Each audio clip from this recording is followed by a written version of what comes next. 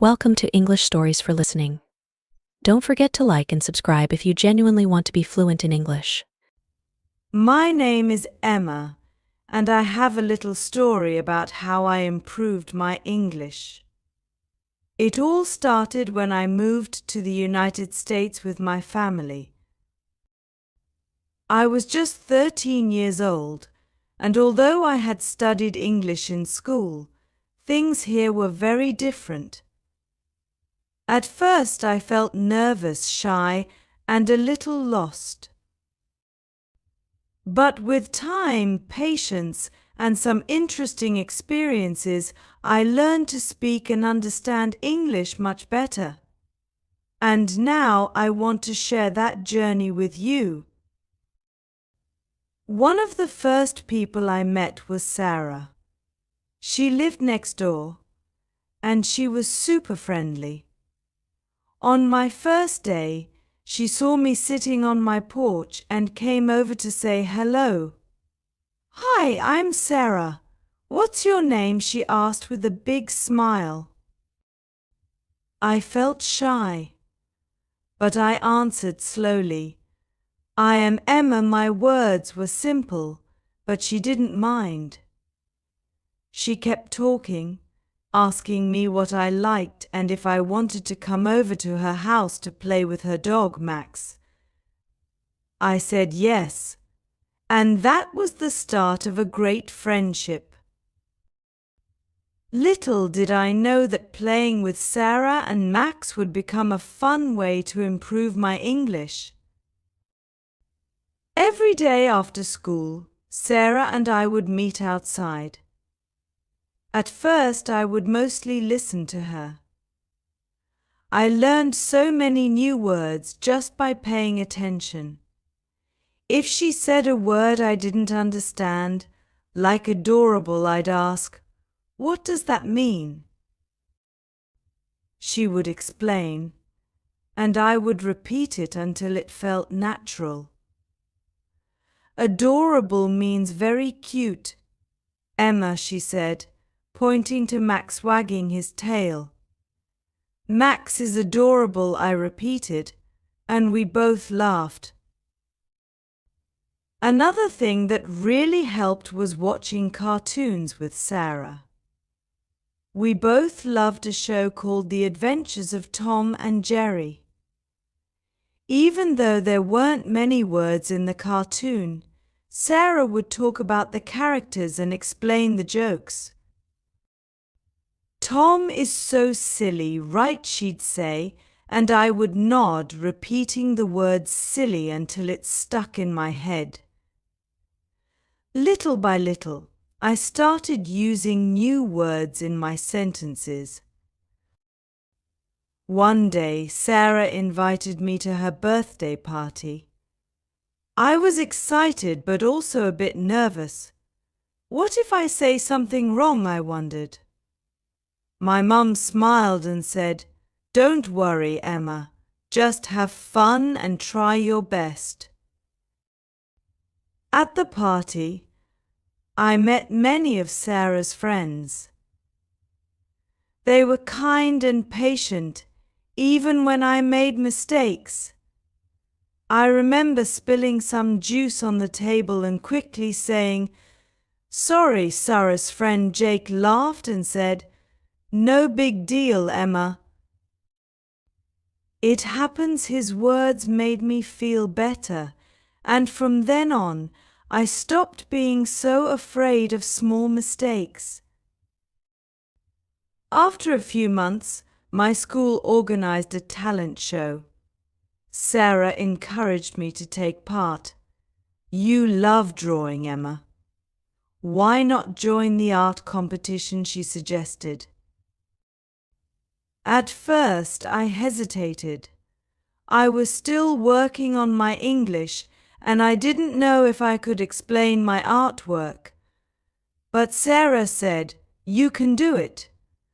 I'll help you practice." She spent hours helping me describe my drawings. Say, "This is a forest. The trees are tall and green," she would coach. I practiced until the words rolled off my tongue without thinking. On the day of the talent show, I stood in front of the class, holding up my drawing. "This is a forest," I began. "The trees are tall and green. There is a river that flows through it." To my surprise, everyone clapped, and my teacher smiled warmly. "Well done, Emma," she said. It felt amazing, and from that moment on, I knew I could express myself in English. Another fun way I improved my English was by reading books. Sarah lent me her favorite book, Charlotte's Web. At first I thought it would be too hard, but I read a little every day.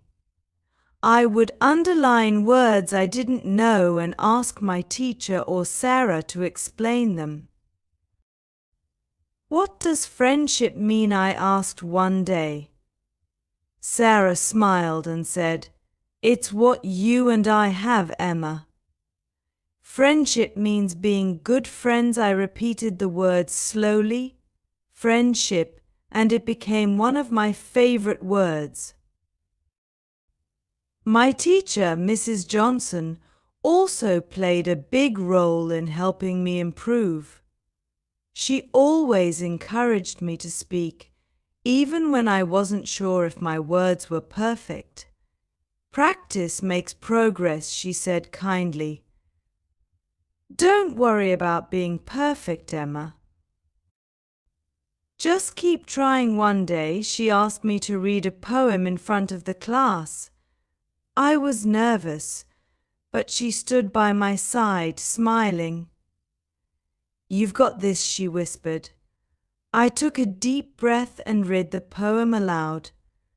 The class clapped, and I felt so proud of myself. Another way I practiced was by keeping a journal. Every night before bed, I would write a few sentences about my day. At first, the sentences were simple. "Today I played with Sarah." Max was happy, but over time they grew longer. "Today Sarah and I played soccer in the park. We laughed a lot, and Max chased the ball." Writing helped me organize my thoughts and remember new words. One of my favorite memories is when Sarah's family invited me on a camping trip. I was excited but also a little worried. "What if I don't understand something?" I asked my mum. She smiled and said, "Just ask. People will be happy to help." During the trip, I learned so many new words related to nature. I asked questions like, "What is a tent?" and "How do you start a fire?" Sarah's dad patiently explained everything. By the end of the trip, I felt more confident than ever. Over the years, I kept finding new ways to practice. I joined the school's drama club, where I learned how to act and speak clearly. At first, it was scary to perform in front of others, but with each play, I grew more comfortable. I also started listening to music in English. I loved singing along to songs, even if I didn't know all the words. "It's okay to sing wrong words," Sarah once told me with a laugh. "The important thing is to have fun." Eventually, English started to feel natural to me. I no longer worried about making mistakes. Instead, I focused on learning and having fun. Whenever I didn't understand something, I simply asked. And each time someone explained, I felt grateful. My journey taught me that improving a language takes time, practice, and a little bit of courage. Now, I love helping others who are learning English. If I meet someone new who feels shy or nervous, I share my story with them. It's okay to make mistakes, I tell them. That's how we learn. I also remind them to be patient with themselves. Learning a language is like planting a garden. It takes time, but with care and effort, it will grow beautifully. If you're on your own journey to improve English, my advice is to keep going. Find a friend like Sarah who will encourage you. Watch movies, read books, and listen to music. Don't be afraid to ask questions. And most importantly, don't give up. You'll get better every day, just like I did. And one day, you'll look back and be amazed at how far you've come. And remember, learning a language is not just about words. It's about connecting with people, sharing stories, and understanding new cultures. So, enjoy the process, have fun, and know that every step you take brings you closer to your goal. I believe in you, just like my friends and teachers believed in me. Happy learning!